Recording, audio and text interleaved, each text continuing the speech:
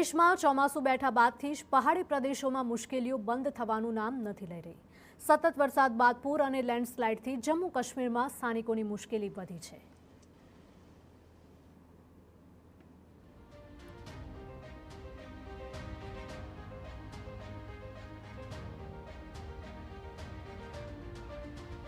તો જમ્મુ કાશ્મીરમાંથી ફરી એકવાર ભયાવહ ભૂસ્ખલનના દ્રશ્યો સામે આવ્યા છે।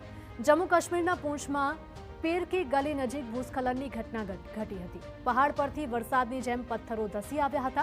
रस्ता पर काटमाळનો खड़कलो થઈ જતા મુઘલ रोड बंद થયો છે। રાહતની વાત એ છે કે ભૂસ્ખલનની આ ઘટનામાં કોઈ જાનહાનિ નથી થઈ, પરંતુ રસ્તો બંધ થતા વાહન ચાલકો મુશ્કેલીમાં મુકાયા છે। તંત્ર દ્વારા યુદ્ધના ધોરણે પથ્થરો હટાવવાની કામગીરી હાથ ધરાઈ છે। જો કે રોડ સામે આવી રહેલી આવી ઘટનાઓથી સ્થાનિકોમાં ભયનો માહોલ છે। तो आ तरफ रामबन में पण भूस्खलन की घटना बाद वाहन व्यवहार प्रभावित थयो छे। रामबन गुल रोड पर पेरनोट पासे भूस्खलन बाद काटमाळ धसी आवता रस्तो बंद थयो। गई काले भूस्खलन की घटना बाद युद्धना धोरणे कामगीरी करी काटमाळ खसेडायो हतो, परंतु आज फरी एकवार अहीं रोड धसी आव्यो छे। दावो छे कि रियासी सुधी जवानो आ मुख्य मार्ग होय 1.5 लाखथी वधारे लोको मुश्केलीमां मुकाया छे।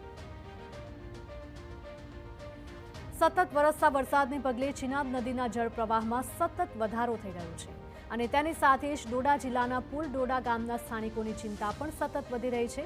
कांठा विस्ताરના લોકો તેમના મકાન છોડીને સ્થળાંતર કરવા મજબૂર બન્યા છે।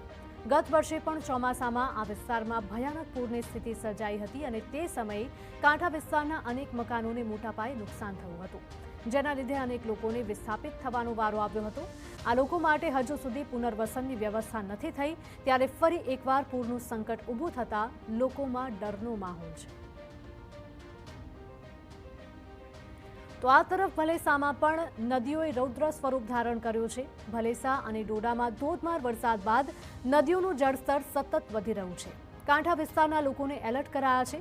આપને જણાવી દઈએ કે જમ્મુ કાશ્મીરમાં વિવિધ વરસાદી દુર્ઘટનાઓમાં અત્યાર સુધીમાં 32 લોકોએ જીવ ગુમાવ્યો છે અને હજુ 28 થી 30 જુલાઈ દરમિયાન અતિ ભારે વરસાદની આગાહી વ્યક્ત કરવામાં આવી છે, જેને પગલે પૂર અને ભૂસ્ખલનનો ખતરો પણ સતત મંડરાઈ રહ્યો છે।